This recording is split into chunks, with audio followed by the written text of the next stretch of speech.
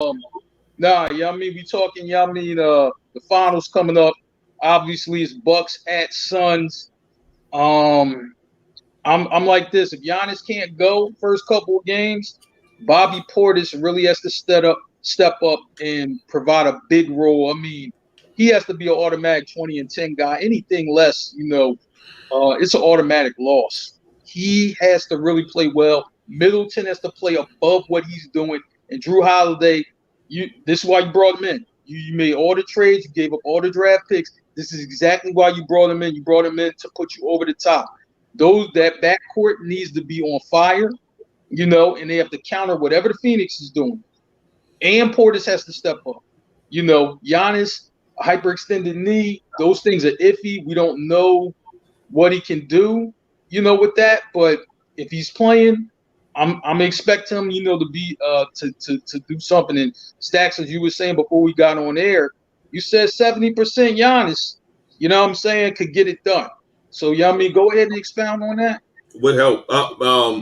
I think that even if we get a 70%, be honest, I think that Chris Middleton is going to have to be the MVP in Okay. order for them to come through in these finals. Simply because they're playing a team that probably one of the most least injured team.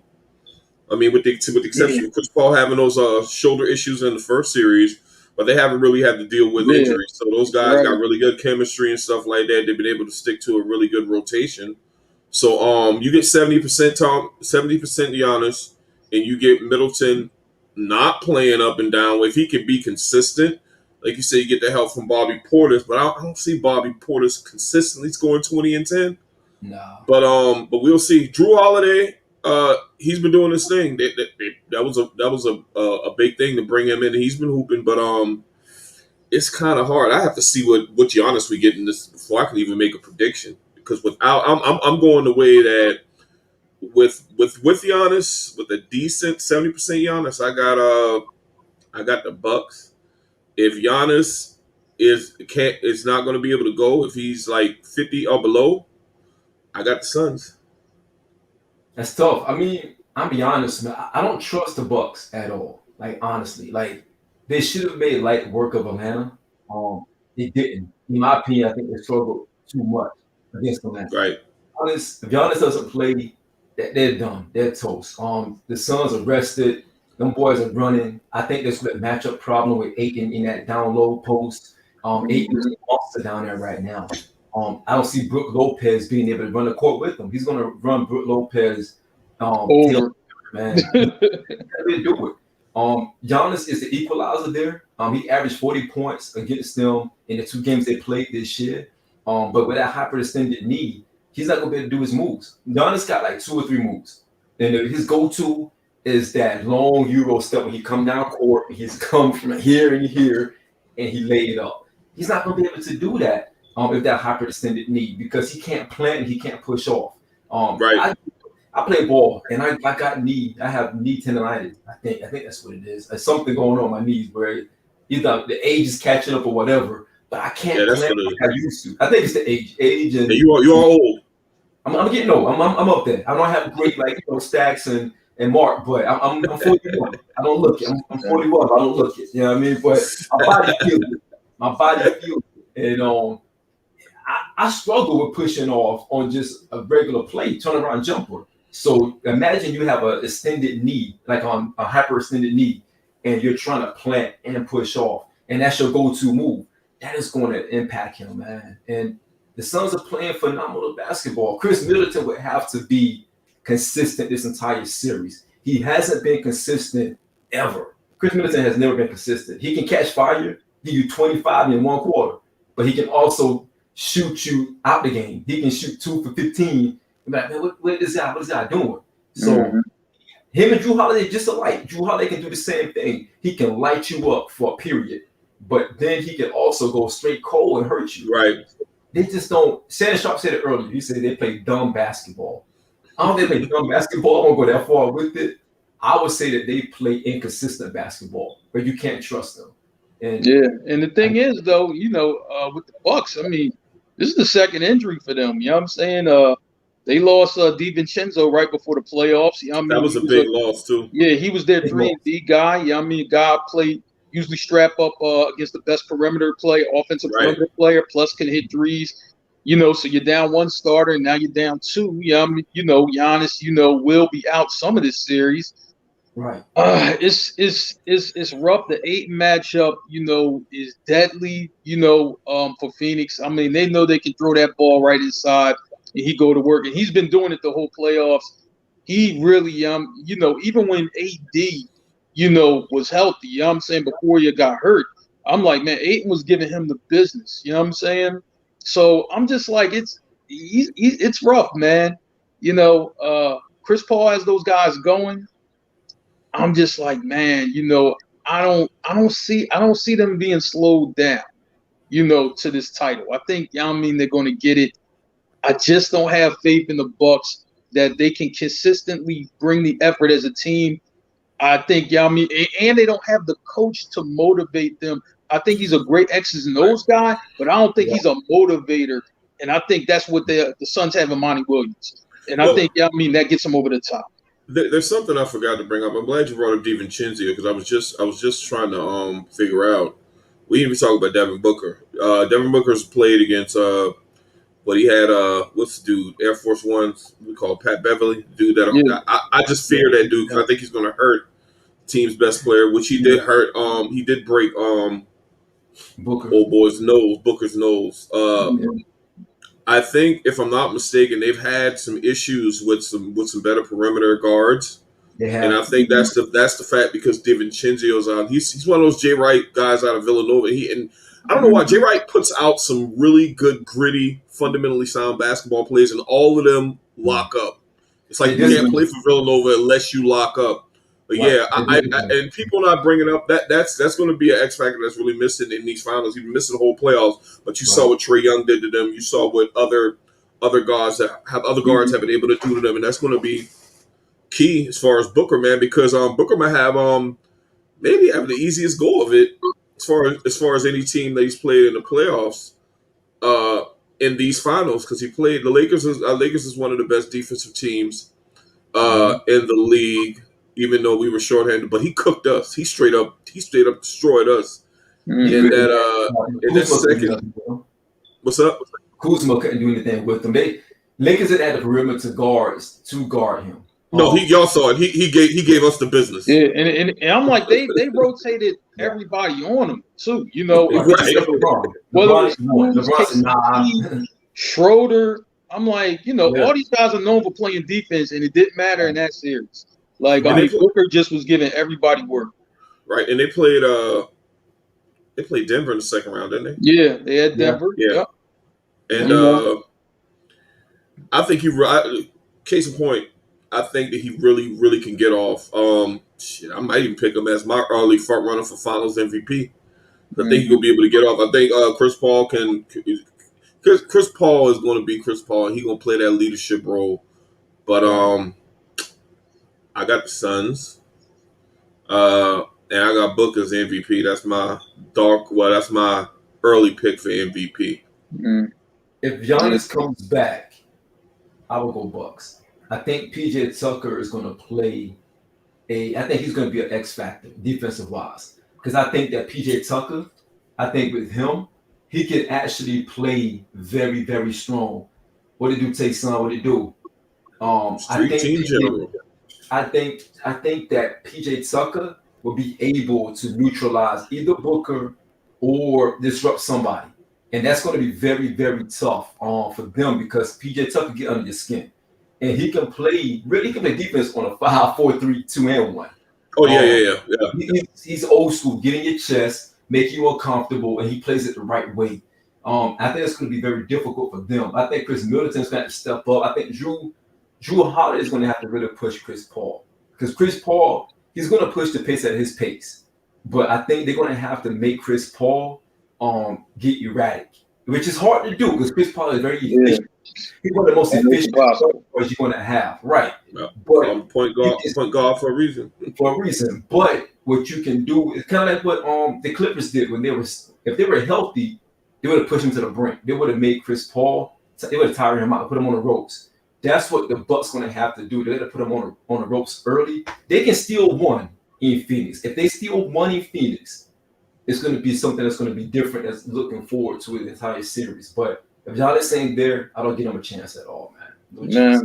I'll say like this: if Ayton gets going early, it's going to be problematic. You really have to, because he's a guy. Once he gets a couple of buckets, right, he starts rebounding out of his area, and you have to understand when you're a great rebounder, a great one, you rebound out of your area. You know, you're not even at the paint. You're playing the angles. You're doing all that kind of stuff. This is stuff that made Dennis Rodman a legend on the boards, rebounding out of his area. And Ayton has done some of the same things in these playoffs. Where you get these games where he's like 22 points, 18 rebounds. I mean, he's a glass monster. So I'm going to say like this. You can't let him get going early. I'm like, send him to the foul line. Don't let him catch it in his comfort zone in the post. I mean, he's a big man, but you got to get him uncomfortable. You can't have him be comfortable, because if he's comfortable, it's going to be a long night for Brook Lopez and for anybody else who guards him. So you got to get him out of his area. Don't let him get to his sweet spots. And I think the Bucks really have to make this an ugly game. That's the only way I see them winning this series. It has to be ugly basketball. If it's not ugly, I just don't think they can win a regular game. They have to really ugly the game up. Right. I agree. It's going to be I hope it'll be a good series. I hope it'll be a fun series. Would love to see Giannis come back, man. I mean, the Suns had it easy. I'll be honest. Let's be honest. They haven't played the other team's superstar player since the inception of the playoffs with them, right? You don't play against AD. You didn't have AD. You don't play against Murray. A healthy Murray. You don't play against Kawhi. Kawhi. That's 35 points, 30 to 35 points from each of those players, right? In every single round that you're missing. And all those teams played them tough. So just imagine if they had 30 points from those guys. Just imagine the Lakers had AD on 30 points, 15 rebounds, 10 rebounds. You have a different story. Imagine Murray. Murray's a 30-point player. 30 point, 8 assists, 6 rebounds. He gets you buckets. You miss all of that. And then you go to the Clippers, you don't have one of the best two-way players in the league, Kawhi. Yeah, right. And can lock up D. MVP caliber player. Right. MVP caliber player. All three of those guys MVP caliber players. And who always finds himself in spotlight game, and he always comes through when the lights are bright. And he was missing that entire series for being hurt. It was evident. So they got to break. Again, you play who's in front of you. You healthy. Yeah. It is what it is. Chris Paul was out 2 games. So it is what it is. So I hope it'll be a good series. I do hope that Giannis comes back so we can at least see a good game and see a competitive game. Because if not, I think the Suns run them off the court, man. I don't know if the Bucks have enough to give without Giannis. Yeah. I agree. Yeah. Fellas, so what y'all want to get into next, man? Y'all want to stay sports? Man, it's so much going on. It's a lot that's happened in this last week. I'm gonna say like this: we have to talk about this Sha'Carri Richardson situation. She's the track star, ran for a great time, so took a test, failed the drug test for smoking weed or whatever. You know what I'm saying? Her mom passed away. I understand that. But, the Olympic Committee or whatever, the International Committee has their rules. We might not agree with them, but that's their rules, right? I'm like, I understand. I think we all understand the facts of it. Here's probably my take on it. I think it's a little overkill of opinions on her, personally. It is. I'm just like, she made a mistake. She accepted the punishment. I think I don't know what land we are in, where you have people just shooting off their opinions. I'm just like, dude, you're like twice her age, and I know all the mistakes you make today. Like, you know what I'm saying? I'm like, man, so we're really getting on a 21-year-old. You know what I'm saying? Really? I'm like, man, if you make mistakes today, and I knew you back then too, and I'm like, come on, man. You know what I'm saying? You were never built, you know what I mean, for her to do nothing like what she doing. You know what I'm saying? You ain't had no discipline to do it. So, but now, you know what I mean, you want to get on your soapbox and all that. I mean, come on, man. That's just it's real, it's just crazy, insane. I just like, yo, leave her be. You know what I'm saying? She accepted the punishment and let's, move on. But this overkill opinions that is still going on, by the way. You know what I'm saying? Still today, Right. even though this whole thing came out days ago. I'm just like, it's just super extra, and I'm just like, yo, man, I'm just tired of it. Anybody, who trying to, pitch this, yo, man, she made a mistake, own up the mistake and all that. I've been flaming people all weekend. I'll still do it, you know what I'm saying, if you're going to still talk about it. Well, here's the thing. Here's the thing, Mark. Uh, I know fully grown adults that are our age that's not going to cop to making a mistake. We all know people that won't admit Mm-hmm. they're wrong. This lady, this girl's 21 years. I have a son that's 20, the same age as Kurt. And that's the age. We all were 21. You had a knucklehead fit. You made mistakes. At some point, sometimes huge mistakes. That's what you do at that age. She went on national TV and said, I accept, I know I'm human. I made a mistake. I knew what I was doing. I accept responsibility.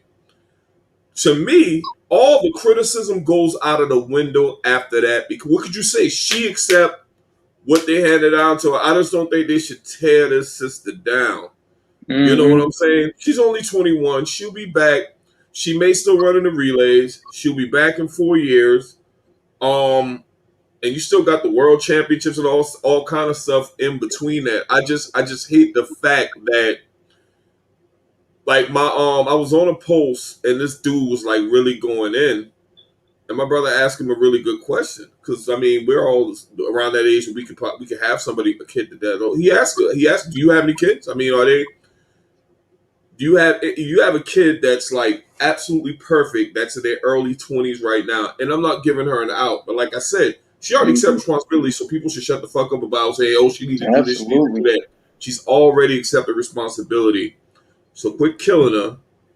And I mean, I ain't asking people to be a fan, but like you say, Mark, I got sick of just people just downing her. Like, she's being punished. She already accept responsibility. Why are you still talking? At this point, it's just bashing and you just downing our people, because we real good at down talking our own folks in a public forum and shit like that. We real good at that. But man, I'm just sick of hearing about it, man. Yeah, I agree.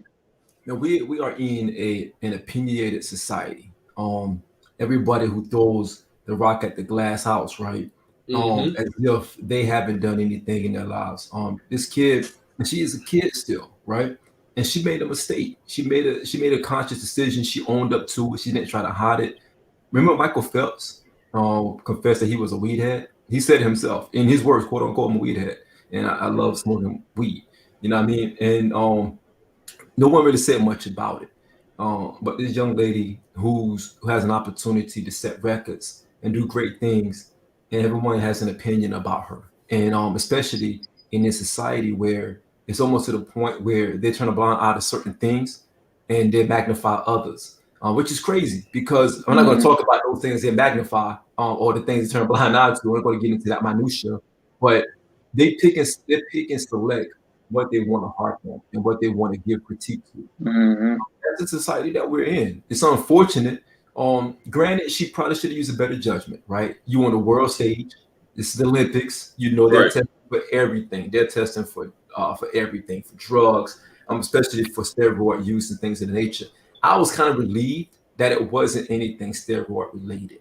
I was like, okay, this is not steroid related. I get it. The different world now. Things are different. Marijuana is becoming more acceptable in this world because of different laws, bylaws, things of that nature. It's legal in certain areas. It's becoming like profitable at this point. You can buy shares in marijuana now, right? So I felt like with all of that going on, why continue to go hard on her when she made the conscious decision and she owned up to that decision? She could have done different. She could have gone a PR route and come up with anything, but she shared her truth, and that's what it is. Let it go. I'm glad that Nike is backing her up. I'm glad Right. that Nike is one of those companies that starting to come over fan up because of the way they have stepped foot into social injustice and also the way they step foot into just anything that's wrong, right or wrong. They've always been on the right side of those things. They're doing a good job of backing. Yeah. And one more thing, to the rule following people and the Olympic Committee and all of that, does the drug test. And I said this before too. I was like, to be honest with you, I'm just like, man, Sha'Carri Richardson, kind of just came on the scene or whatever, right?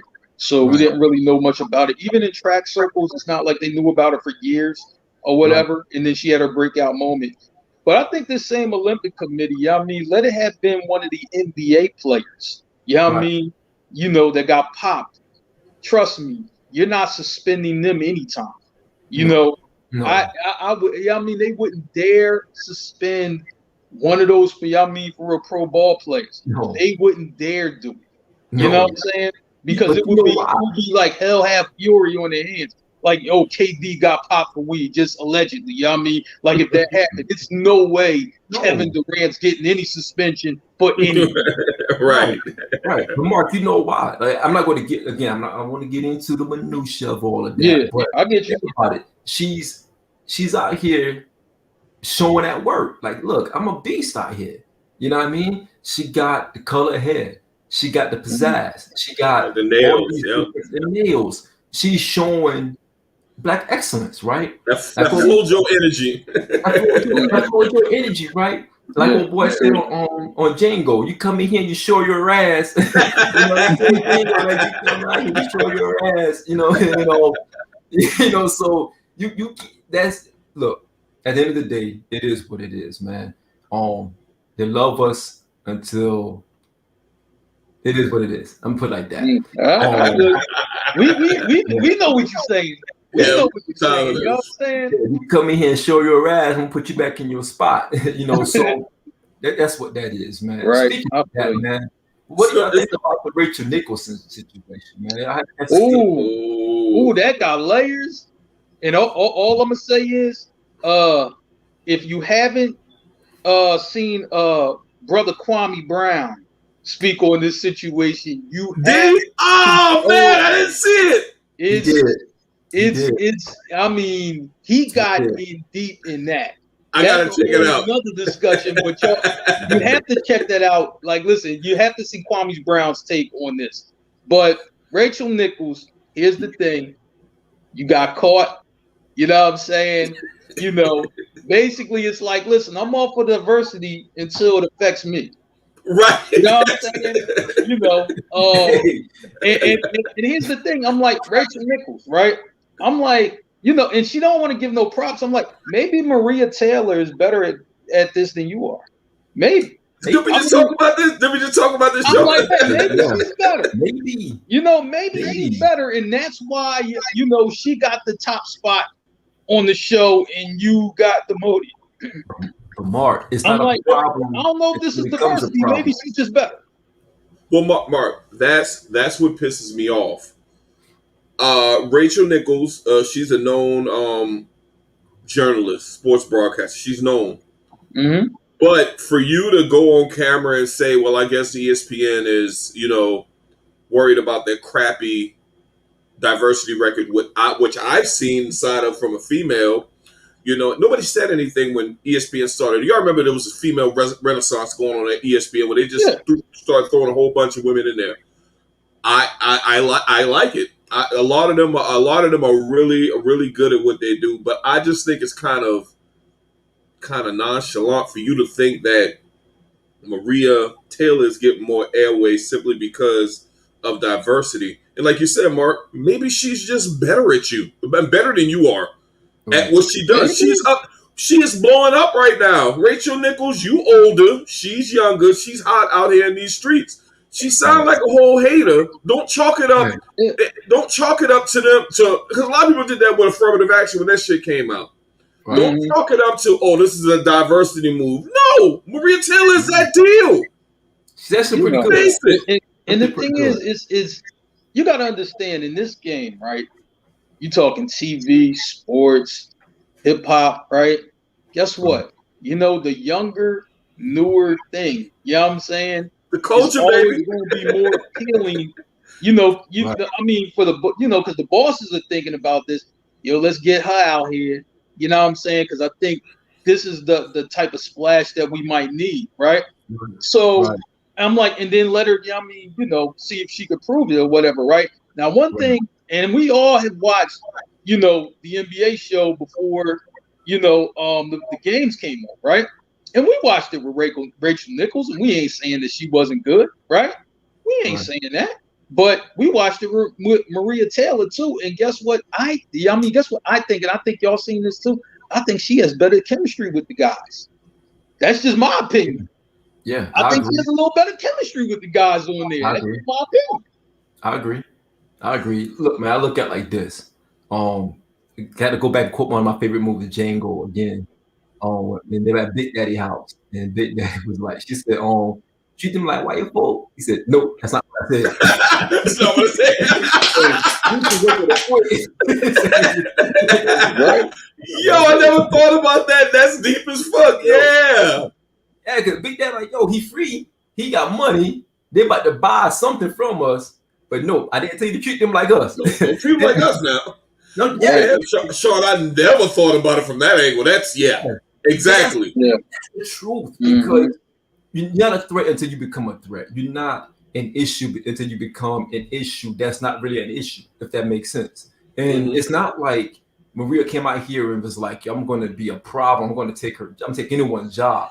She's coming out here doing her part. She's going out here doing her job. And she does her research. And that's with anybody. You go out there, you do your research, you study your craft, you get better at your craft, you sharpen your tool, and you come in and knock out the part. Then, of course, you're going to get looked at a different way. Of course, you're going to get a target on your back. And I think Rachel Nichols, when she said it, I don't think there was ill intent behind it. But I think it was, how can I put it? I think it was partially that privilege, where how dare you bring someone to leapfrog me or someone to be on my level. She's good, but she's not privileged yet. And I think that's something that we're running into right now because you see a big push. You see a big push for diversity in general across the board, not just women. You're talking about diversity as a whole. For others, for anyone that's different or anyone that's identified as not being the norm. And I think that's scaring a lot of people. I think that's putting a lot of people, they're feeling threatened because now those who may be as talented or more talented are given opportunity that they always should have been given. I said a long time ago to you guys, we're not looking for retaliation. We're not looking for handouts. We're not looking for justice. We're looking just for, honestly, we're just looking for do the right thing. Put me in the same playing field, and let's see who can run for those yards. Give me the same basket to shoot at. Let's see who can score more buckets. That's what we're asking for. Yeah, I think that's what's getting lost in the push for diversity and equality nowadays is for a very long time there have been minorities that have been better certain positions, certain jobs, but they weren't getting the opportunity. Right. Simply off the fact of them being minorities. So now when you dive into the, them like Maria Taylor getting this opportunity, it's going to look like they're not giving her based on her merits, on her talent. It's going to be looking like, we're trying to get more diverse. I don't think this is the case. I saw the jump today, the beginning of the jump. They had not Jason Richardson, the guy from he was Perkins, Richard Jefferson, Big Perker, Richard Jefferson. My bad. And she gave her. I think you shared this to the little chat. I'm sorry, I was put off by the apology. Me too. I don't think she's sorry for what she said. I think she's sorry she got caught. Absolutely. So you had to come out, because I heard it's a firestorm going on at ESPN, and you had broadcasters that was talking about boycotting and all kind of shit like that. But to go out there and just say, "Oh, I never had an issue with you, motherfucker," we saw you. You absolutely had an issue with her. We they said, "Menace, I got the tape, motherfucker." Right. You got caught. Yeah. You got caught. You got caught. You sorry? Yeah, exactly. Caught with your hand in the cookie jar. You had to come out there and do the apology. How you gonna be doing this apology tour? I'm gonna be looking at her crazy. I'm sorry. Just my human nature, I'm gonna be looking at her crazy every time I see her from now on. Right. But then also it's like this this gatekeeper mentality. Like the people who make it to the top, however they made it, right? They think like, oh yeah, well I got a position, I got the top spot for life. No, you get your turn, and then somebody else is getting the turn after you. And as far as Maria Taylor, right? Here's the thing: when Maria Taylor was crazy, I'm gonna tell you, like when she started, when I first caught on to her, I was watching a college basketball game on ESPN News. This is when the ESPN has an event on and they can't show the basketball game, right? So they put the game on ESPN News, right? Mind you, this wasn't Duke in North Carolina. This was like Cincinnati and East Carolina. So this ain't even this is really a basketball game for people who want to just watch basketball and they don't really care who's playing. She was covering that game as the third person of the three person crew. I'm like, so don't tell me she ain't paying no dues.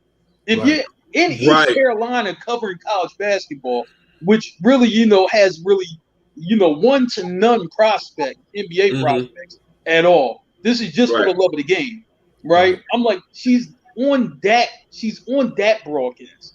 So don't tell me she ain't paying no dues, because I'm like, yo, for you to get called to do a East Carolina game, I mean, man, that's starting from the bottom, pretty much. You know what I'm saying? No disrespect to East Carolina. No disrespect, but I'm saying, you starting from the bottom. You got other networks coming after her too, trying to give her more money. And you got to realize, like you said, Mark, that's an age gap. Rachel Nichols, I think, is 47. Maria Taylor is 34. Yeah, it happens. Hey, listen, Rachel Nichols, look, listen, they're doing you just how this happens in the NFL all the time, right? I mean, look, you know what? They turned 30. Okay, we draft another running back. That's what we doing. That's it. You know what I mean? I'm like, man, this is how crazy it is, right? I'm like, man, Shawn, even to go to your team just for a quick second. It's not, the Cowboys actually looking at another running back like, Zeke ain't running forever. You know what I'm saying? We got somebody else. Yeah, Tony Pollard, he's on the roster. I mean, this is just the way it goes. You know what I'm saying? Be grateful that you have the top spot for a number of years or whatever. You have your time, but then somebody else comes along. You know what I mean? Like, listen. I'm Rachel Nichols. If you were like the Michael Jordan of sports reporting, then maybe you might have the top spot as long as you want it, but you're not. Yeah, you ain't Robert Roberts. Don't do that. You ain't Robert Roberts. Don't do that. Don't do that. It's not like, hey, Rachel Nichols, like after this ESPN thing, you going to Good Morning America. No. You ain't that damn good. You ain't going to Good Morning Home. Like Robert Roberts was that dude. We grew up with Robert Roberts. She moved up the ladder. As far as women, she is the pinnacle up there. You ain't there yet. Yeah, now if it was in that class, all right, cool. But we see you on the show. We don't get them Robin Roberts type of vibes from you. We can bring her on the vibes and she can give us a hot take for the week. Yeah, we can do that. Seriously, man. Give her 2 minutes. Give her 2 minutes. We got you. I'll see if I can reach out to people and get her on here next time. Like, listen, if ESPN tries to go in another direction, we got a little spot open for you and the guys. Like, don't worry about it. We good. We good. Reach out to Bobby. Bobby find a spot for you in Zingo. I mean, we good. But I think it's to be continued. Let's see what happens. Yeah, You know, for absolutely. me personally, I love stuff like this because it happened to me before, and I perform. You know what I mean? I just I turn on some motivational music, get into my zone, and let's get it. Let's go. So hopefully it can be a situation where anyone who's listening to anything like that know let's not get comfortable. When you get into that role, don't get comfortable. The grind just started. I was telling a friend of Mhm. mine. Friend of mine was asking, you know, was saying, "Yo, man, I owe you." I'm like, nah, take what I give you, take it further and farther. You know what I mean? Go Mhm. further, faster, farther than I can ever give you. I can only tell you the things that I've done that helped me out, but I can also do things that I probably had some missteps. So let me give you all of that. You take that and you go further and you help somebody else out when they need you as well. And help me out when Mhm. you pass me, because you're gonna pass me. Cause I'm gonna give you some knowledge. You know what I mean? You're gonna pass me. And that's Trying to kick knowledge. yeah, trying to get knowledge. You know what I mean? So when you pass me, I'm gonna grab from all of us. Say, come and get me, homie. I'm ready. Let's go. Mhm. So Right, I got to do it, right, man. right. For real, for real. Let's all get this money and eat. So, No doubt. Everybody but eats me. Everybody eats. everybody use B. Everybody. So, Mhm. man, what y'all might get into next, man? What y'all might get into next? I Man, don't want to this. go long tonight. I know everybody's still trying to, recover from the weekend and Oh stuff. yeah, you know what I mean? For yeah. Oh man, you know what I mean? Yeah. I'm Hey, drinking wine tonight, Mark. No more rough alcohol. Man. I'm drinking some apothic red wine, man. Something a little different. Got a okay. little red sweet, a little mocha and vanilla taste to it, man. It's a different type of wine, man. So I'm Okay. like, July is wine month for me, man. I'm gonna try different wines every single week, man. Just a little razzle dazzle, nothing I special. got you. I got you. I Go got ahead, you. Well, fades over here. while you're in your bag, let's just talk about that. The 25th anniversary Yeah, yeah. of Illmatic. You see the That was shirt, his right? best album in No, my no, I've no. seen You it. mean is it 25th? It was written? I'm It sorry, was it was written. written. I'm sorry, Yeah. it was written. Okay. It Queen, was written. the money, baby. His best album in my opinion. My favorite Nas album. I think it's better than Illmatic. I cannot believe it's been 25 years, gentlemen. I still remember, you know, that Street Dream. I still remember. I still know most of the words to that album. And for it's very tough. We know we all love hip hop. It's very tough for an MC to come back after having a classic. Typically, most MCs have their best work as their first one. A lot of Hmm. people still credited Illmatic as his best work, but to come back after Illmatic with it was written, man, just just so beautiful. You got the Street Dreams, you got If I Rule the World, you got the I Gave Yeah. You Power. Yeah. It was a well put together It song is for good, Nick. more Really good. effort. I'm here to tell you. I mean I don't I can go all day talking about this album, man. I just want y'all take on it was written. Man, I'm gonna tell you, it was written. It was I love the album. I love that album. I mean, I would say like this. My take is it's the way I compare Illmatic and It Was Written. I think I compare it like a team. It Was Written as a deeper team than Illmatic. You know what I'm saying? Yeah. I was like, it's close for me because I still love Illmatic, but I'm just saying it's Thicker just than blood. more. Yeah, I mean, and not just Mm. so much because it's more songs, but it just seems like, this thing goes even farther, right? I think Illmatic, kind of gave me a great starting five. They had like about like five songs in a row that I thought were like untouched. Like, goodness, you play two through. I think you get two through six, and you're just like, you know what I'm saying? But Illmatic, was like a deep team. Like, yo, man, I can run my 12th man off the bench. You know what I'm saying? And I can kill your best player with my 12th man. That's how good that album was, man. I mean, and it's a lot of underrated tracks on that. What's my joint? Live nigga rap, like, Right. you know what I'm saying? Black Girl Like, Lost. I'm Diamonds all like, shining and man, looking on fire. I I'm forgot just about that like, shit.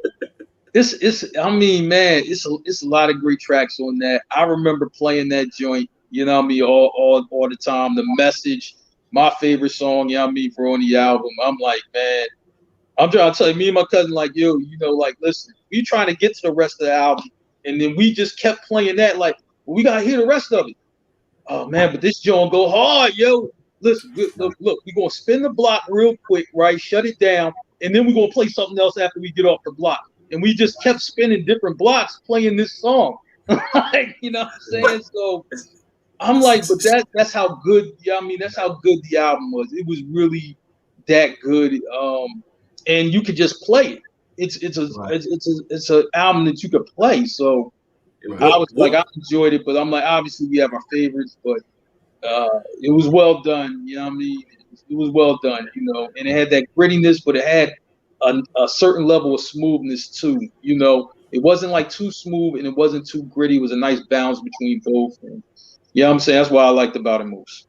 It was in the Five Rule World. Yeah. In the album like that. Yeah. That was the cassette. The CD had it was a bonus track on the CD. That was actually dope. I forgot the name of the song, but it was a bonus track. Silent Murder. Yep. On the CD. Man, I want to kind of go back and I want to kind of bounce around a little bit because '96 was a special year in hip hop. Special. I think I messaged Stacks yesterday, or day before yesterday. I said, man, '96 was crazy in hip hop because we just talked about Jay-Z's Reasonable Doubt last week. And a week later, Nas came out with It Was Written, one of the most highly anticipated albums of that year because it came off the heels of Illmatic. You still have people talking about Illmatic, and to follow Illmatic was almost a situation where how can you follow that up? I look at It Was Written. I look at '96 as that year where Jordan had, when he won Defensive Player of the Year, MVP, Finals MVP, All-Star MVP, and Jordan just swept everything in the league that year. He won a champion. I think it was '98. I think when he had all of those accolades. That was his hip hop. Yeah, '96 wasn't even fair. It wasn't fair. It wasn't. I don't think people talk about it enough. Because if you think about it in context, this is also at the fever of the fever hit of the Bad Boy and Death Row beef as well. So you have that going on. Dre had just left Death Row. Dre produced on It Was Written. This was the first time Dre produced on an East Coast record. Like, never been done before. Dre had produced Nas Is Coming, one of my favorite joints on there. Such a Dre record. But you have all of that going on. You have Pac. Pac dropped 2 albums that year, by the way. Yes. And even the song Street Dreams, All Eyes on Me had the same beat. So I sent y'all a link earlier today by a dude named Kurt Cobain. He was saying how Pac was studying It Was Written. That's how great that album was. He was studying it. He said Pac was zoning out. He wasn't listening to anyone around him. He was zoning out and picking apart every song when It Was Written. He was studying It Was Written. And if you listen to It Was Written now, that I was listening for the last couple of days now in preparation for tonight's show. That album captures a full-blown album. You got everything. You got conscious rap in there because you have Black Girl Lost. You have your storytelling because you have 2 or 3 songs in it that's storytelling. The joint is the Setup, which is one of my favorite joints on there. You got I Give You Power.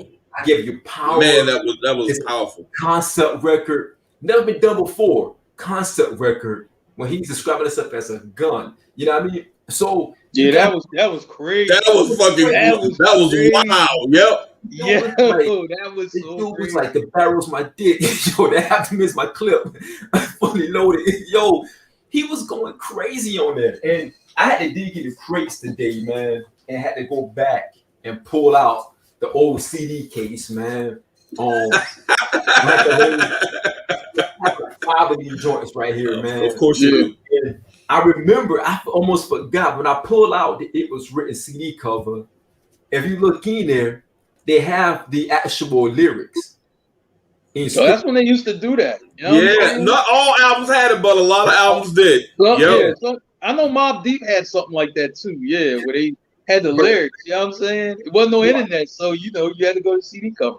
But the lyrics are like on scriptures. It looked like scriptures in there. 3D print. Yeah, And, I remember that. and I was reading the lyrics. I'm like, yo, this show was different. Like it was like it wasn't even the complexity the way he was saying it, just the way he was putting everything like in perspective on every single song. Even the message. He dissed three people, three of the juggernauts of hip hop that we put on Mount Rushmore. He dissed Big, he dissed Pop, and he dissed Jay on the opening song on the message. Yeah. I mean, a lot of people didn't know that. Like when he came out, it was like, Faith Thug, no love, you get the slug CP4 gusto. You're like, though, I didn't know till I was drunk, though. You freak niggas played out, get fucking ate out. Yo, all of that was for Big and Pop. He just said there's one like one love, so there can only be one king. That's on Big. That was a jewel for Big. Then he came back and was like 22. What he said, he was like, TV sets the minimum, ill sex adrenaline, a part of the villains. That's for Jay. He was like, I mean, the ill lex, that's the minimum. That was a response to Jay for reasonable doubt. Like, yo, ill lex the minimum. So he was FELLA. FELLA. Purple AK spray, dip the tash, you jump out the range, empty out the ashtray. A glass of Zay make a man Cassius Clay. Come on, man. This dude's red dot plots, murder scheme, 32 shotguns. Regular with my thuns. 17 wise clean for one ring. Man, Nas was different, man. The whole album, every lyric he was spitting on there. When people come back and say, well, it was written, was all right, it wasn't Illmatic. I go back and forth on those albums. Illmatic should be the time capsule. I said it last week. Illmatic was the bridge between that era of hip hop, because you gotta think about it. It was written, I mean, Illmatic was being written like in 91, 92. It had come out to 94. So it was still, Illmatic was still in that era, that boom bap era of hip hop. It was really came out about 2 years later, 2.5 years later, where it was more on the heels of, we're kind of on that jiggy rap flow. I mean, that kind of like that mafioso flow. And the beats were a little bit more pristine. Yeah, right before the Ice Age. Right before the Ice Age. Yeah. Right before the Ice Age, because this everybody was kind of getting that mafioso, right? Because you had Ray had just dropped Cuban Links. Big was kind of on that. Big was, on that Playboy stuff. Yeah, he was player. Yeah, right. Player. Yep. It was written. It was all of that in one. Dude was like, I got no game. It just understand my story. Like, yo, like who never used that line? Hey, hey, when I was young, man, cats was stealing the shit out of that line, man. I got no game. I was just like, man. But usually, you know what I'm saying, even what made you say that line is, you know what I mean, when a chick, you know what I mean, for her be like, like, what's up with you? What's your, she trying to find out what's going on with you. And then you have to throw that line in on her, you know what I mean? For real, like, yo, I ain't that dude, but you know what I mean, this is the situation, you know what I'm saying? That's all. You know what I mean? So it's like you big yourself up, but you downplay yourself at the same time, you know what I mean? So you still stay mixed with it. You know what I mean? You still want to stay in the mix with it, you know what I mean? That's all. Thank you, Nas, appreciate it. but that was the essence of that album, because you had lines where like Nas Menage a Trois is, well, Mount Mary Lodge just be like a real fan, like, man, dude was just like the syllables and the rhyme play that he was coming up with.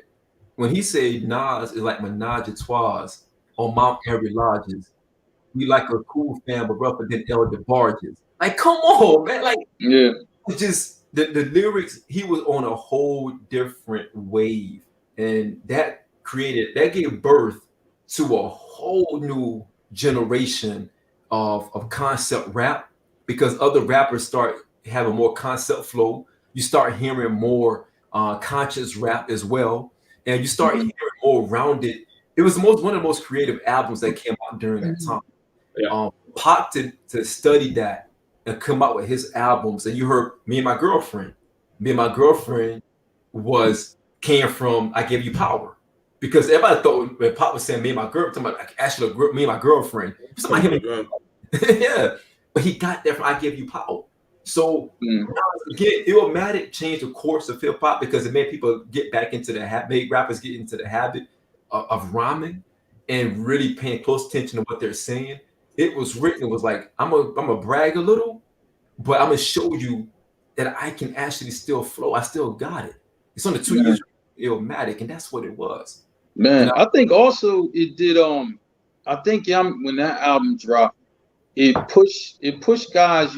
Like, and I'm quite sure the guys who in the game had heard some stuff before this album dropped because they're in the game with Nas, right? And it's more like they were just like, I think how Nas came, it was just like, listen, we want you to be be more well-rounded.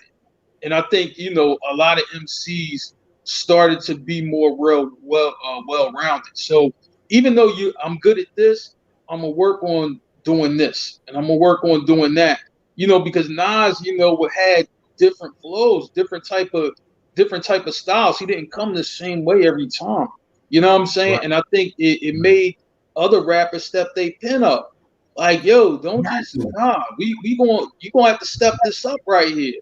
So when you listen to a lot of albums, particularly from that era right there in that year, I'm just like, yo, guys was going in like, and gals, excuse me, jockeying for position. They got to. But I mean, people were really going, like, if you look at the albums that came out that year, I mean, you heard some spitting going on. I'm like, yo, there's some spitting going on. Man, look at that lineup, bro. Look at the lineup. That's ridiculous. I'm like, the thing is, I'm like, it's albums, you know what I mean, that ain't even on in that picture that were good. Like, I'm saying, I mean, that's how crazy 96 was. Like, man, like, Shawn can't, I can't even get all the I can't even get every album. The Lost Boys, I think the Lost Boys came out with an album that year as well. Lord Muhammad, he came out with a joint that was dope. This was big in 96. This was big in 96 right here. Again, right. 96 was like was Tribe on that? Was Tribe on that picture? Tribe had Tribe. You got Tribe, you got Cass, you got Iron Man, Ghostface, Iron Man album to me. Iron Man was slept on too, bro. Oh man. Iron Man was fire, featuring Capadonna. Oh my god, yeah. Featuring Raekwon and Capadonna. Yeah. I'm gonna say like this: every time when Ghostface, especially then, Ghostface drops something, Raekwon drops something, I always thought it was just their album. I was like, all right, just his name is on top, but I always thought it was their album. I was just like, all right, listen, look, I'm gonna take over this court. That's how I like it too. You know what I'm saying, with those guys, man. But Marc, 96 was bananas. 96 has so much going on, so much controversy. You gotta think about it. Big didn't drop an album in 96, but he still had the momentum of his album because everyone thought that, this was during the time when Big was the king of New York. Let's be honest. Like, Reasonable Doubt came out. Nas was, it was written, was about to drop. Nas didn't drop in like 2 years. Jay had not dropped yet. Pac was just coming on his rampage. So Big was the biggest target. So it was like everybody was jockeying for position, like Stack said earlier, because even Raekwon and Ghost was throwing jabs at Big. Y'all think Big maybe would have came out with something since he came out with Ready to Die in 94? Maybe he didn't come out with something that year because Hardcore came out that fucking year. Yeah, I would say like this. I think Big played a back role pushing the mixtape game. You know what I'm saying? So Big was still in the mix in 96. He just didn't have an official project. Obviously, he probably didn't want to come out young, and mess up anything for Kim because he had a lot of influence on that album as well. Right. So he's just like, Kim, you go get your shine. I dropped mine over here. I still got the mixtape game on fire. You know what I'm saying? Because people were still riding out the Big. So, you know what I'm saying? I just think, it was just like, yo, he could have probably dropped, for Life After Death, you know what I'm saying, in 96. I mean, as far as I heard, most of it was completed anyway. Yeah, he came out March 97, so yeah. I don't know if he he could was rock. in Life After Death in '96 because Big was in a different headspace when Life After Death came out. By the time Life After Death came out, Big was in a whole. He needed that year to create Life After Death because if you think about it, Big was so big in no pun intended in 95, 94, 95 that he could have taken a break because back then your biggest artists they weren't coming out with an album every single year. Jay was one of the only rappers that would drop an album every year. Big was able to survive off of the fact that, like y'all said, hardcore came out. You had the Junior Mafia album. Remember Mark, the Junior Mafia album came Yeah, out. Now yeah. Another project Big was involved with. another project Big was involved with. And see, 96 was the year Big was kind of getting into that boss mode because he started working on his record label, Undies Record. He Yeah. was with Charlie Baltimore. They was getting Cameron set up. So Big had a lot going on off the strength of that one successful album. So he was gearing up. He was gearing up. But by that time, you had Pop coming, the Bad Boy, Death Row beef was getting bigger and bigger. Right. Ghost coming at his head. Nas was coming.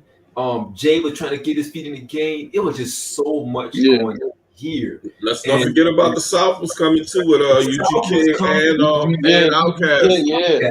Outkast. Nick Puff and the Family came out in late 90s, no 90s, 98 because Puff Daddy and the Family came out before Mace came out, if I'm not mistaken. So I think it was 97, 98 when P. Diddy and the Family because it came out right after Big died.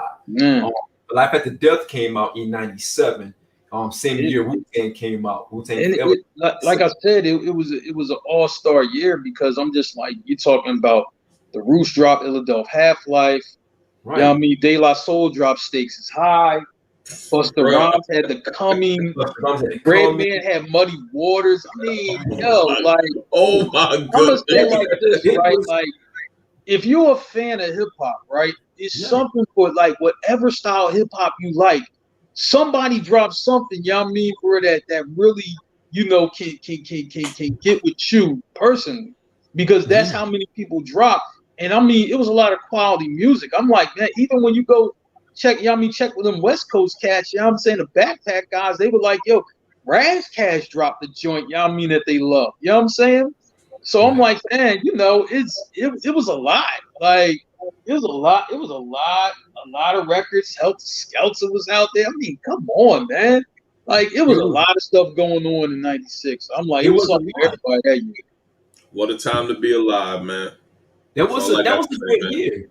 Absolutely, Tina. That was, the competition was ridiculous. And I think '96. You're right. It was fire. The energy, right? The energy in the industry during that time, it was so much tension because again, you had the Bad Boy Death Row beef bubbling, and it was getting at its height. You had Wu-Tang was still running the world, in my opinion. Like, Wu-Tang was still killing it because you just had All in Bill for Cuban Links was considered a classic. Ghostface came out, Iron Man. Nas was coming. You had so many things happen. The South was cooking because Outkast had dropped Southern Playlist of Cadillac Funky Music the year before and came up with 18 Aliens. And a lot of people regard that as a classic. People regard that as a classic. Oh man, let me not forget, man. Shout out to my cousin Mad Skills, man. Dropped that From Where John '96. You know what I'm saying? I was like, man.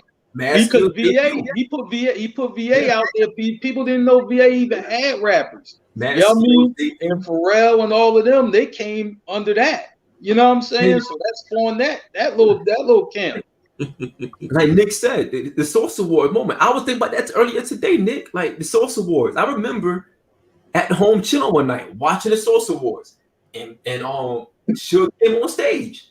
Yeah, I was like, again, 15-year-old Shawn did not know I was watching history at this time. I was like, yo, these guys are bugging out. And it's crazy because the tension, again, 96, the tension was so thick. I remember, I won't get into my little rap, but I was trying to be a rapper one time, and I was spitting this freestyle for this guy. He was a DJ.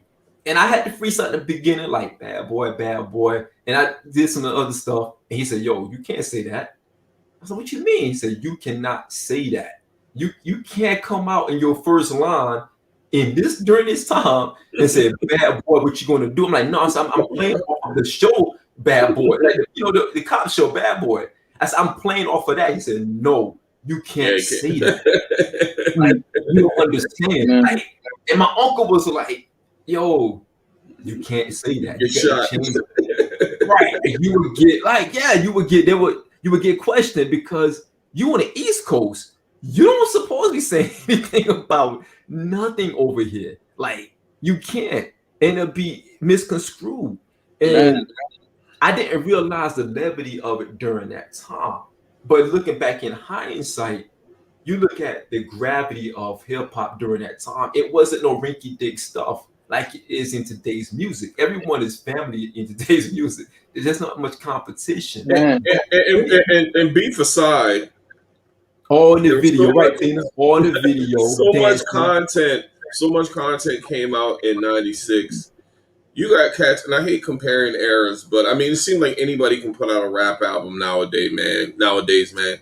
Like, you take it back to that era, man. You got to get in where you fit in, because it's so many artists that's putting out good quality music that if you straight up trash, you ain't getting no airplay, and everybody, your shit is going to be low. Look at that shit right there, man. You try to put out any trash around that right there, your shit is going to get tossed out the fucking window. Like, motherfucker, you know the score just came out. Why you bringing me this fucking trash? Right. I'm gonna tell you, man. It is, well, yeah. I'll say like this. One thing, yeah, that was crazy to me in a good way, right? Is that you see the influences, particularly from this year. That what I'm saying, that crossed over into other forms of entertainment. I mean, New York Undercover was popping. Like, that shit was popping. Like, that was the shit. I mean, Chris Webber, was on New York Undercover. Chris Webber was like the kind of like the hip hop ball player. I mean? And he rapped like, I mean, he didn't rap all that good, but I mean, you gave him a pass because it's just like, yo, this is Chris Webber. I mean? Allen Iverson just entering the league. I mean? And he was hip hop all day long. So I'm like, man, just you see the crossover with films, TV, sports, and then all this great music to surround the whole thing.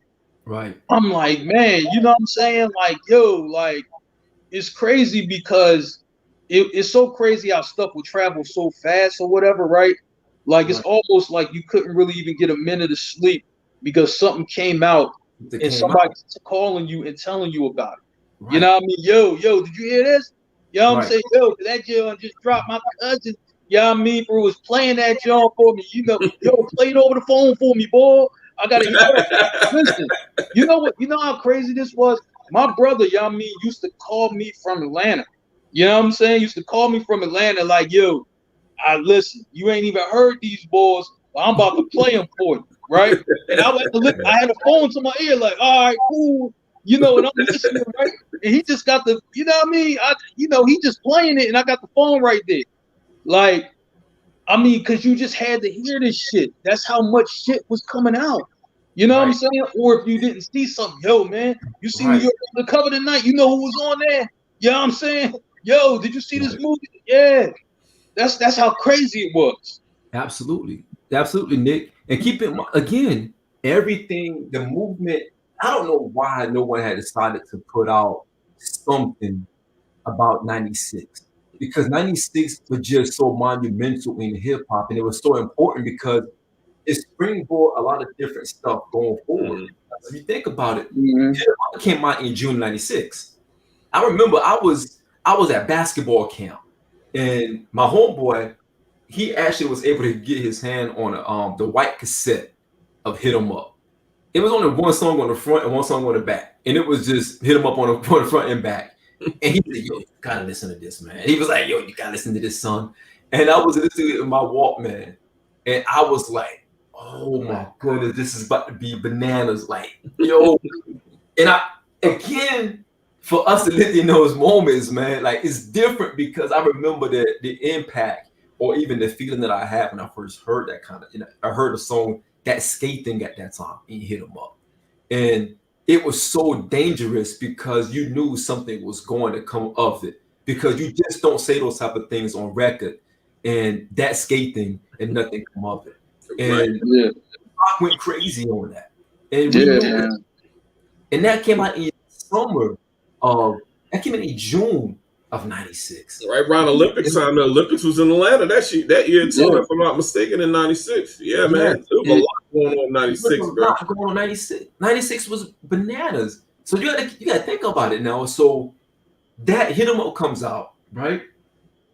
Pac started talking about everybody. He started going at Nas, little nigga named Nas, think you live like me. He called it Jay, the Hawaiian Sophie fame. He called Jay a little guy. He called him a little nigga, man. He didn't even respect him enough to even give him his name. Like, yo, Jay, whatever his name is. Like, he was just on a rampage at this time. yeah. Snoop was on his way out of death row because it kind of like was at odds and everything. Dude, 96 was at the pinnacle of hip hop at this time. And Nobody it was a talks lot about of it. it was a lot of transition in '96 as well. I mean, you're talking Right. Snoop, one of the biggest stars in rap. He's Yeah. moving from, for off of Death Row, and then Right. eventually onto No Limit. You know what I mean? But you heard about the talk about him going to No Limit. He wasn't even there yet. But you Right. heard the talk, yo, he leaving Death Row. Oh, he going with Master P. Right. Like, yeah, I mean, But you heard the talk about it. You know what I'm saying? You know, before that actually happened. Didn't the Ice Cream Man come out that year? Yes, that came I out too. God damn. Let me put this in perspective for y'all. So check it. Hit 'em Up came out in June, right? Hit 'em Up came out in June. Reasonable Doubt, June. It was written July. Pop Damn. got killed in September. Pop was killed in September. He was. Yep. So think of all of this happening in '96. I think Ghostface's album came out like in, I want to say November or December. November. No, because I know they had. I keep thinking about Winter Wars. He was like, he gonna make a song for the winter. I remember the song Winter Wars. But that all of this happened in '96. You know what I mean? Yeah. I think Big got into his car wreck in '96.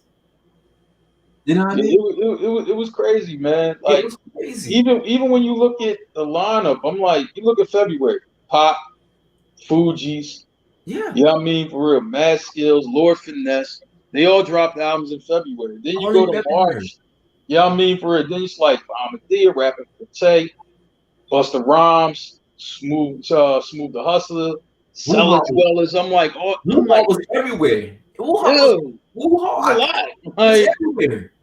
I'm like, Everywhere. listen, every month you got heat. Every Yes, single month. you're right. You got Il Nana came out. Il Nana came out in '96 Sure did. because late it- '96. I'm mistaken.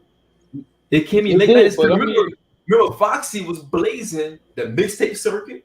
She had Yep. a quotable verse on "Ain't No Nigga," and she had a quotable verse on "Affirmative Action" with Nas. So yeah, it was, man. I think Lil Kim came out '96. Hardcore came out '96. Yeah. mhm. They came. In fact, Hardcore and Il Nana came, I think, a week apart. Yeah, I mean, you caught a lot. It was a lot that went on. There was a lot going on, man. There was a lot going on.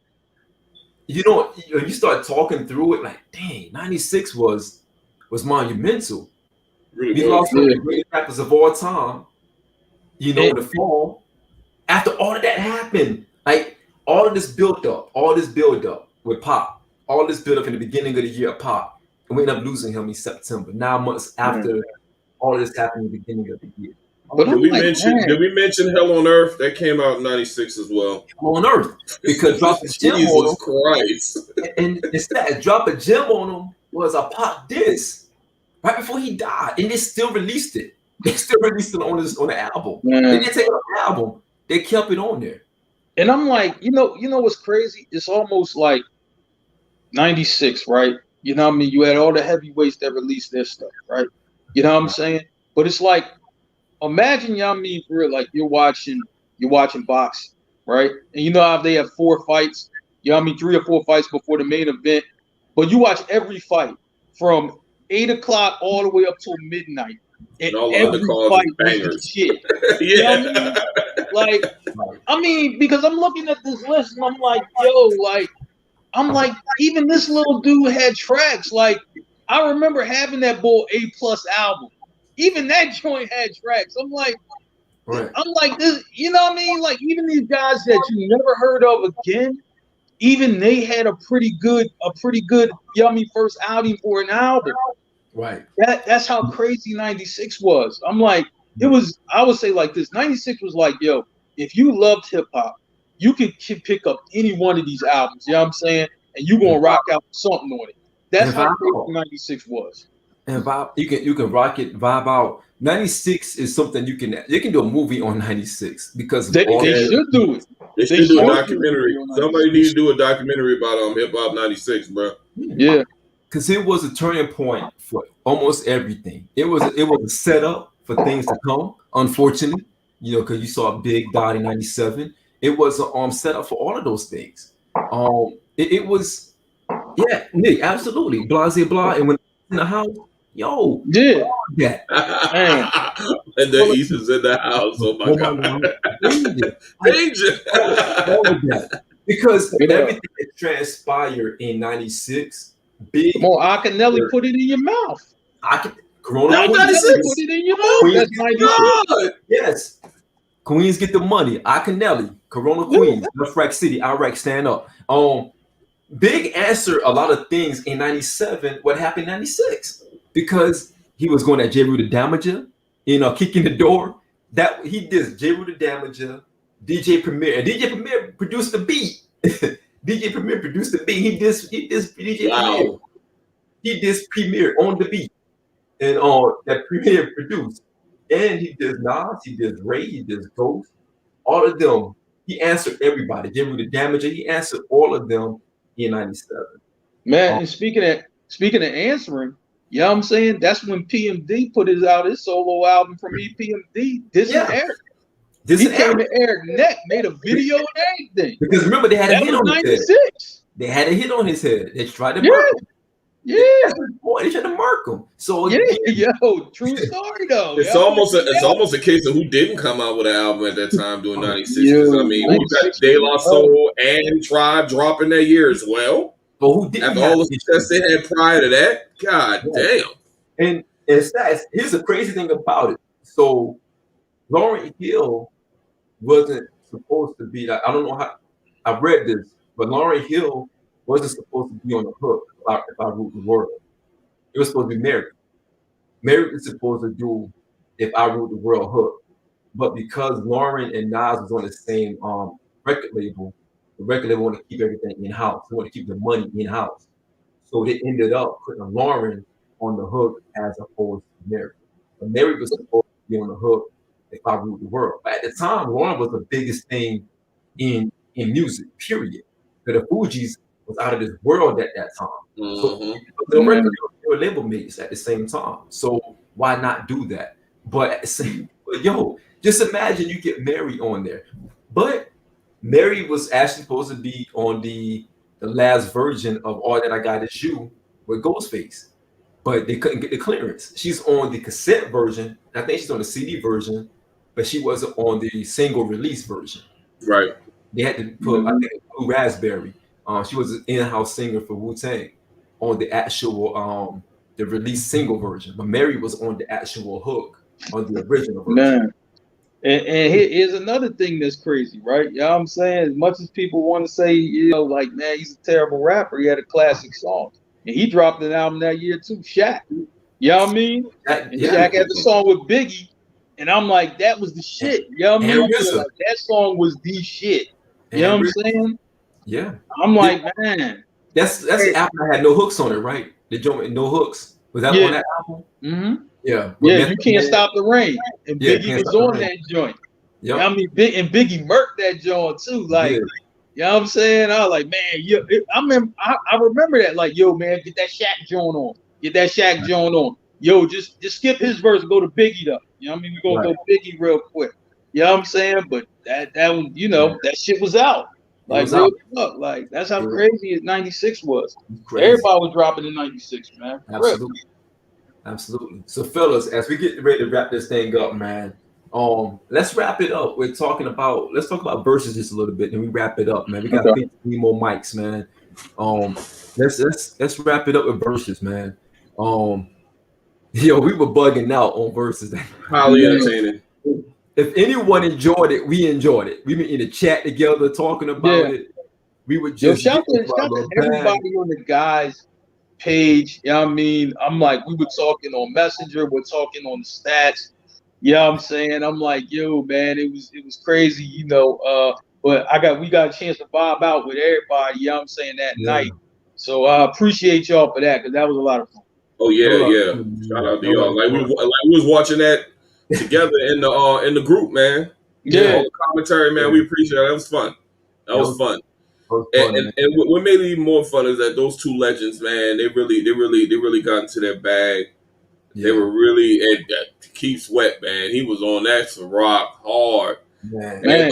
Bobby couldn't move like everybody wait for him to come out of that helicopter with that kick, but Yeah. that kick gave me loud. And I I knew it was wanted good. I Yeah. needed it. I needed I it say in my like life. this, Keith was nice at first, but that second half, he drank the whole bottle. He Yeah, just downed the whole bottle, yeah. He just downed the whole bottle after that. Keith came Yeah, out the with the watch with the white man. shirt on. Oh Yeah, yeah. yeah. I gotta find that outfit. I really got to find that shirt. I got to find that shirt, man. You know, see Yo, I that's gotta why we find. need Merv here. I'm telling you, Merv got that shirt red. I know he do. It's I in the need that closet joint. somewhere. I'm wearing that joint in October, man. We go to Jamaica. I'm wearing that joint every day on the beach, man. Chest out and everything. I'm gonna do some extra chest flies to get the chest right. We're gonna be right, man. Yo, I enjoyed it. I'm be honest. I'm glad that Keith Sweat was able to show people that he is Keith Sweat. The stats I was talking before the show, after Mark and I be talking, we were all talking at one point before the show, like, yo, Keith Sweat gonna mop Bobby Brown up. Like Bobby's gonna have to go into that New edition new bag. addition bag. And he abandoned it. But Yeah, he did. looking back at it, Mark, I think he had to abandon it. Being Bobby, he knew that he could not lean on New Edition. He left New Edition. He felt he was bigger than New Edition. So you can't go and lean into that bag in his verses and use them as a crutch. Because you got to think about it. Bobby wasn't on a lot of New Edition biggest songs. You can't play You Can't Stand the Rain. Or Can You Stand the Rain? He wasn't on that. He wasn't on some of New Can't Edition. play Well, I think he already left. He already left. if it isn't love, he wasn't on that one He wasn't either. on that. Yeah, he already had left. My thing, yummy with Bobby with the playlist was I was just like, listen, obviously you can go to early New Edition, but I thought, yummy, he didn't go to his first album, the classic. I didn't think he went to it enough. I'm like, He saved it for that second half, if you notice. yeah, Because Don't Be and a lot of Cruel, that was in the second Don't half. Be Cruel was a fucking classic, Yeah, bruh. I'm like, man, because he had that stuff. He had the song from Ghostbusters or whatever. You know what I mean? Right. People love that record. You know what I mean? I So like that song. yeah, you know what I mean. I just thought that he could have did a little more because it, like, you know, like my sister-in-law is like, you know, huge New Edition fan, Bobby Brown fan, and even she was just like, it's one of them songs I ain't even know what that was. You know what I'm saying? I'm like, you ain't know what it was? I'm like, you're one of Bobby's biggest fans. Like, you know what I mean? She's like, I ain't know what that joint was. I was like, all right. So I don't know. Bobby, y'all like somebody else should have picked this playlist. That's just me personally. I agree, Nick. I'm glad that he had a ball. I'm glad his family did support. And you know what? Let's give Keith Sweat his flowers too, man, because Keith knew that Bobby was struggling sometimes, and Keith actually picked him up. If you go back and watch it, there are moments where Bobby was really struggling to get them notes out, and Keith came over and started singing that song. Yep. Right. Mm-hmm. That's because Keith's still active. He's still touring. He's still having shows. He's still doing his thing. Keith has a radio show, so he know how to curate an actual playlist. Keith can't prepare, right? I think Bobby is one of the people to know that, hey, I'm still Bobby Brown. I still got songs. I don't have to lean on Don't Be Cruel, but for the sake of the battle, he probably should lean on Don't Be Cruel. He should have played that whole record, honestly. He should have played that whole record in increments, just to let people know, like, hey, I got hits. Because all his hits were in that album. Man, and I'll tell you, I like Tank and Pleasure P from Pretty Ricky. coming out at the end. You know what I'm saying? For real, Nice celebrating touch. those guys. Nice touch. You know Yeah, what I mean? Because I'm just like, man, yeah, absolutely, absolutely, Nick, those are your absolutely. OGs.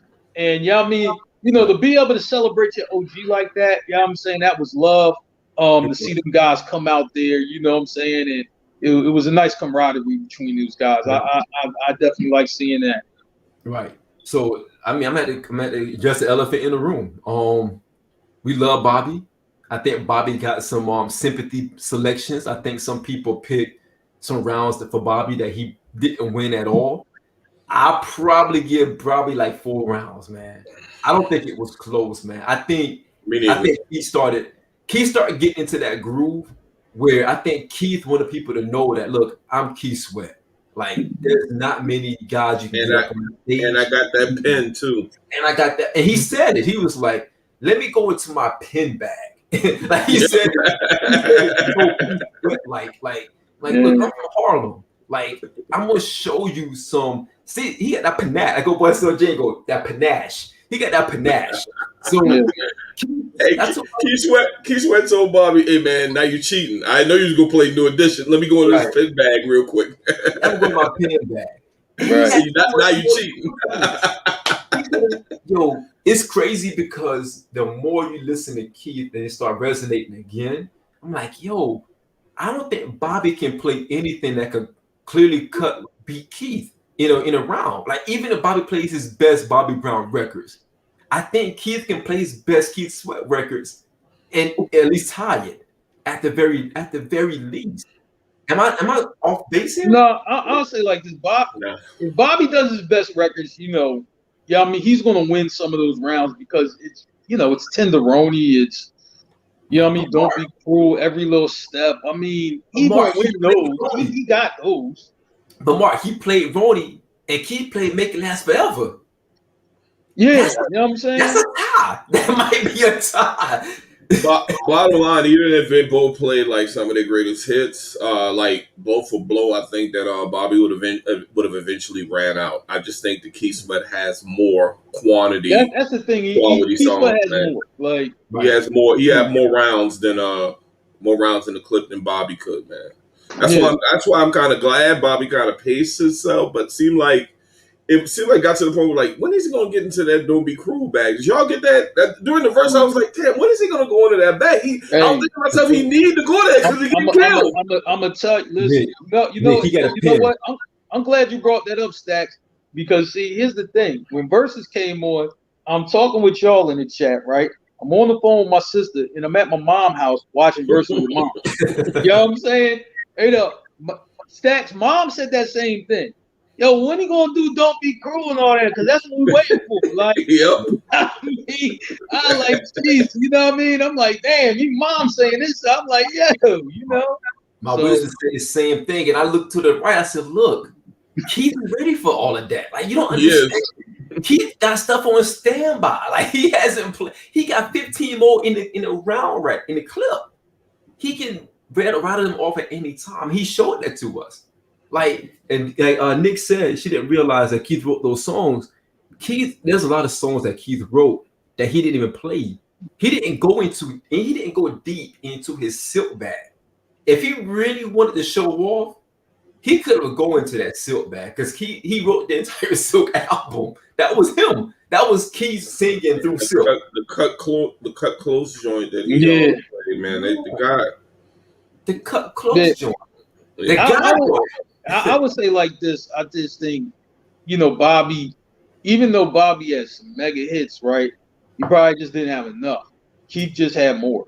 That's he it. was You know he what I'm was saying? very So it's short. just he just had more. So like Yeah, I mean, once you're talking 20 songs, it's just like right. even if Bobby played his best 5 or 6, and even if you gave him, 5 or 6 rounds, I'm like, well, what about these other 14, 15 rounds? Right. You know what I mean? And that's why because Keith, for is like in basketball terms, a consistent 20-point scorer.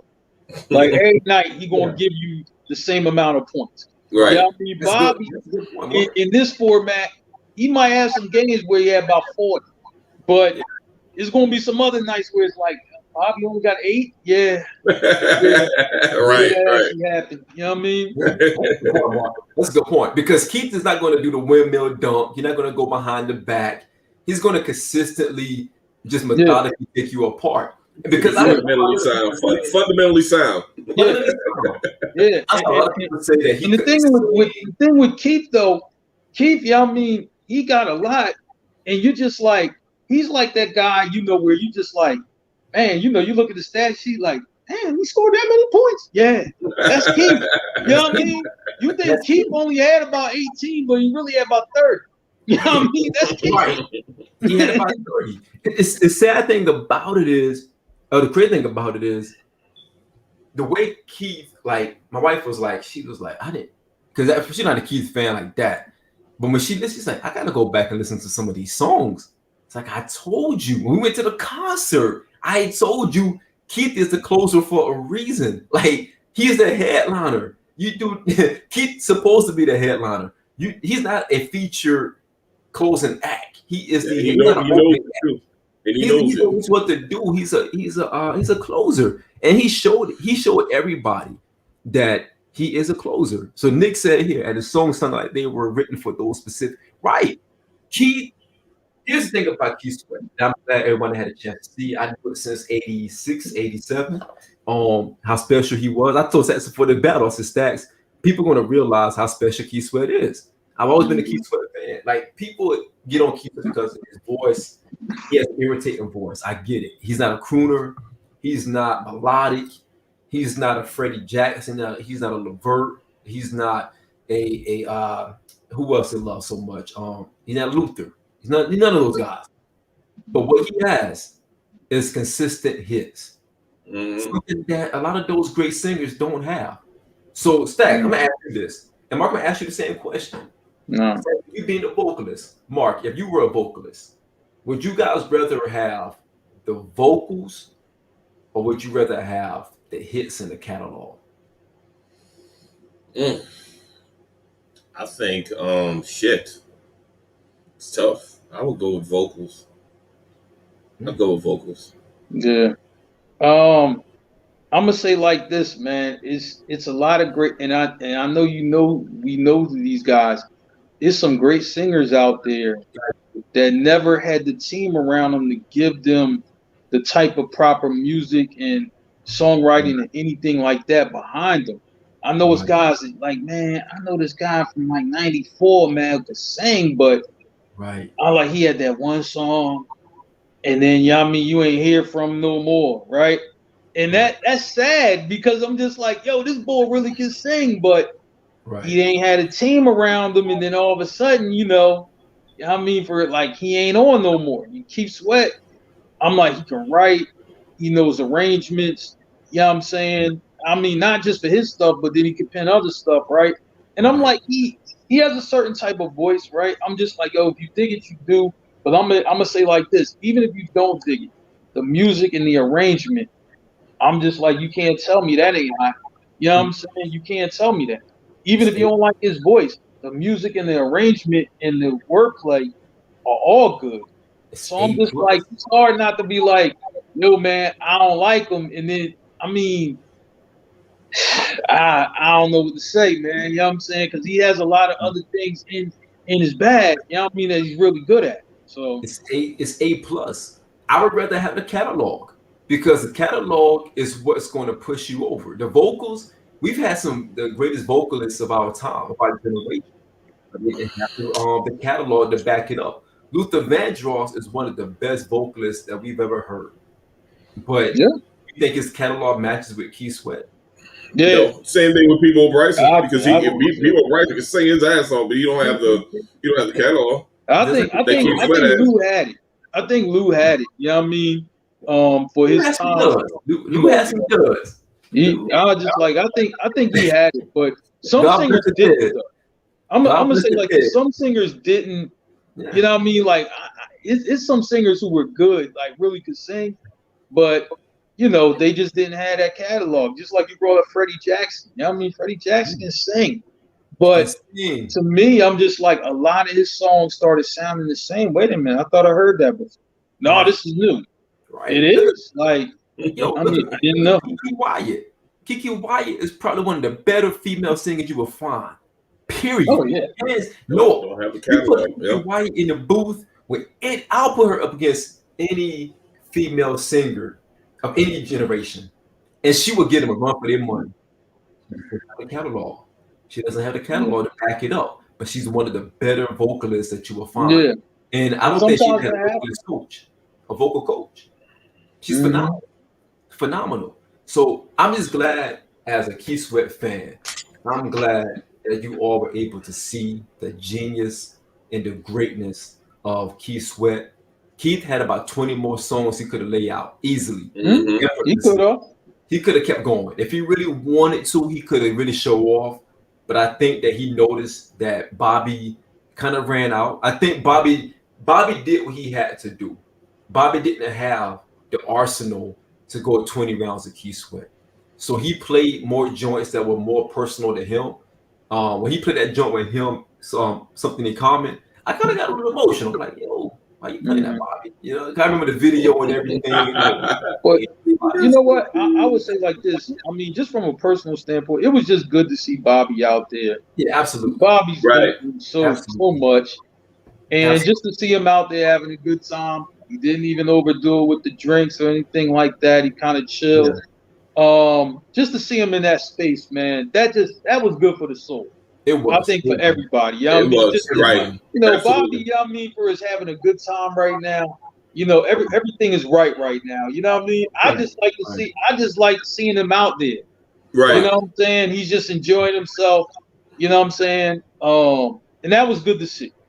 Absolutely. I agree with you, man. I think that, Mark, I think it's always good to see someone like that who's been through a lot. And that brother been through a lot, man. Yeah. I don't, I do not wish that on anybody. Jay said in one of his verses a long time ago, he said to be Bobby Brown now, be Bobby Brown then and be Bobby Brown now. Like, so now that was no disrespect to Bobby Brown, it was just like it's the truth. If you want to be Bobby Brown then, because he was the man. At one point, Yeah. Bobby Brown ruled the world of R&B. He was the prince of R&B. He was Right. like one. He was the one. And to be him then, you would think that he had everything. Money, fame. He was a top dog. He had one of the most beautiful women in the game. Whitney. And to be him then, gotta be him now. And the person you see now, you be a little bit hesitant and skeptical because with the way life, how he kind of went through life. He had a hard time. He went through a lot of stuff, man. But I'm glad that he would honestly had an opportunity to come out, be celebrated with a friend of his, Keith Sweat. Both brothers show out of brotherhood. They joke, they laugh, they talk about different stories. And they just kept it brotherly, man. I think this was a good versus. Yeah, me too. It was. One of the better ones. But fellas, it's that time, man. Let's go wrap this thing up. Stacks, man. Thanks for hopping on tonight, man. What are your parting shots for tonight, brother? Hey man, I'm just glad I was able to join you guys again, and man, it was brought back some memories talking about 1996, bro. Phenomenal year for hip hop. We gonna put something in somebody's ear so they can do a documentary on that year. And I think that's all I got. Absolutely. Mark, what you got for us, man? We got to touch on a few things tonight. I mean, we just talked about the verses, for enjoy seeing Bobby out there having a good time. I'm saying? Also, our stories that we touched on earlier, Sha'Carri Richardson and and Rachel Nichols' comments on Maria Taylor. I'm saying? I'll just say like this. If you're in a position, right, and somebody is moving up, and they're just doing their thing, don't try to stand in their way, just let them do their thing and you do your thing, You just you get further, for with love than hate. Love always wins out. So it don't make no sense, to hate on somebody because it's just like, yo, just do your thing. If you good at doing your thing, just do your thing. And guess what? Ain't no gatekeepers. Ain't no gatekeepers, man. You hold on to your spot as long as you can and learn something else and do something else. That way you don't have to hold on to this number one spot or whatever it is. Diversify yourself to do other things. You know what I'm saying? That's a You fact. speaking on diversity, start with yourself and diversify yourself. Yeah, I mean to learn the game. So it's just like, oh yeah, well I'm in front of the camera now, but how's it work behind the camera? How's it work producing the show? How's it work doing this and doing that? You know what I'm saying? I'm like, if Maria Taylor's coming up, you know what I mean? She young in the game coming up. You know what I'm saying? Yo, she doing her thing. And anybody, just hating on people just to hate, oh, follow the rules, that Shakira Richardson thing. I'm like, look, man, you know what I'm saying? We all been young. We all made mistakes, man. She owned up to it. You know what I mean? Let's leave it there, man. You know what I'm saying? I'm like, I'm tired of seeing our people tear down our own people, man. You know what I'm saying? Right, right. It's something, you know what I mean, that needs to be done away with forever, man. People make mistakes. We get it. You know what I'm saying? But if they own up to it, yo, just leave it right there and then move on to the next thing. And start help building people up. Even if you say we opinion or whatever, you know what I'm saying? Just start help building them up. You know Right. what I'm saying? Tearing down is easy. Building up, you know what I mean, brain is easy. Try something harder next time. Let's build Absolutely. our people up. Absolutely. Mark, very good message. Now, I want to piggyback off of that, man, because, Stacks and I, we talk a lot on different things, and Mark and I, we always talk on different things too. Um, Man, being with the family over the weekend for the past couple of days, man, it made me realize, like, not just family and friends, but just people in general, man. Like, we like vessels, right? When you come across somebody, you never know what they're going through. All you can do is try to show generosity and hope that it comes back tenfold. But I would say for those who are struggling with different things and different vices or whatever they're going through, don't push people away that may care for you, because you never know their intent. They may not always show their intent, but their intent could be pure and their intent can be really good.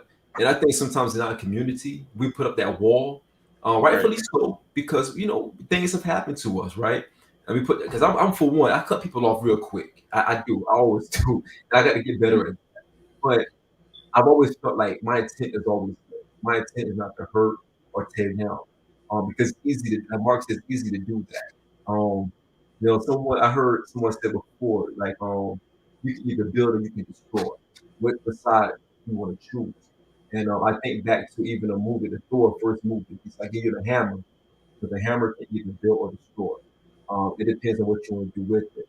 And I think that's something that we have to be better with. Man. We have to be more building than destroying, and not jump the gun so many times, and really cut people off when they may need us the most.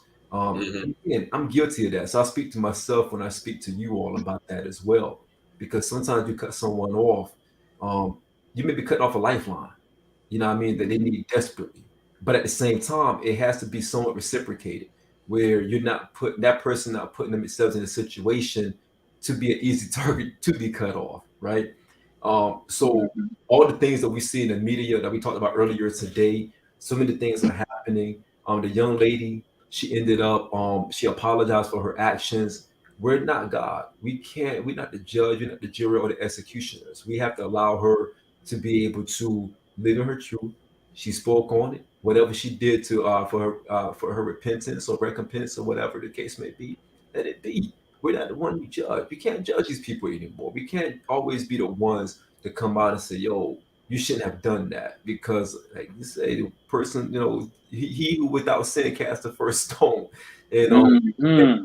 crazy thing that's going on right now. Everyone casting stones as if they're sinless, as if they've done nothing at all. And we've all done some things that we're not proud of. Right. I say all that to say this. If anyone is out there listening, watching, what have you, just try to treat people the way you want to be treated. That's so cliche, but that is so very, very necessary in this time, because people are going through some hell right now, mentally, physically, anything you can think of, man. People are going through it, and they put a smile on their face. They may try to, offset it with laughter. They may offset it with anger. They may offset it with any other thing that they can find to put a mascara on what they're going through. And we need to do our best to try to help navigate that with them and help them through it. That's what we are here. That's what the podcast is all about. Our podcast is not about knocking nobody down. Everything that we do is about sharing, uplifting, collaborating, and building a community. And we Mhm. do that, and we try to be genuine about it, and we try to be intentional about it. So again, we thank you all for rocking with us tonight. You could have been anywhere in the world, but you're here with us tonight. Thank you all for the comments. Thank you all for the viewership. Shout out to YouTube. Shout out to Facebook. Shout out to um, our partners on the front lines, behind the scenes. Shout out to Mile High Radio. Shout out to Bobby and Blackjack TV, channel 199, Zingo TV. Shout out to the Lullas. They're gonna be back with Shawn Sunday coming up. Shout out to the Merv and Stack Show, featuring Tayson. Shout out to Becca. Shout out to Tina B. Shout out to Tayson, the Street Team General. Shout out to everybody, man. Shout out to Nick J for always supporting and holding us down. Shout out to everyone. Merv will be back. Merv had to take a little break. Got some things that he want to make sure that he tightened up for the crew and get right. But shout out to that brother, man. Shout out to keep all of us in your prayers. I mean, we definitely need it. Everybody need it, right? And let's pray for each other, man. Let's do the right thing by each other. Let's continue to Sure. build. Let's continue to motivate, and let's continue to do the great things that we're doing. With that said, I salute you, brothers. Again, thank you all for hopping on tonight with me. I know we kind of thought about this a little bit last minute because we had a holiday going on. Everybody eating cookout food and all that good stuff. Um, Good to really break bread in this fashion with you all. For So sure. again, shout out to our crew. Shout out to the team. Shout out to Blast. Keep your eyes open for Blast. They're going to be a partner with us as well. We're Oh going to yeah, we're gonna bring they some got some music. hotness. So we got some good stuff coming with those guys. Shout out to those brothers. If they're watching tonight, yo, salute to you, brothers. We got you. We got some new music, new movies, different things. We're gonna be able to serve you all up. Let you all get a chance to get a taste of that, get a taste of some new artists, get a taste of some new music, some new flavor, and hopefully we can break them here as well. You all can be a part of that movement as well. So thank you all for the movement. Shout out to my family. Shout out to all my friends, everybody out there. Peace, one love. 25th year anniversary of one of the greatest rappers of all time, Nasir Jones, Nasir bin Al Jones. It was written, and I'm out. I'm about to hook this PS5 up and drink some more of this red wine.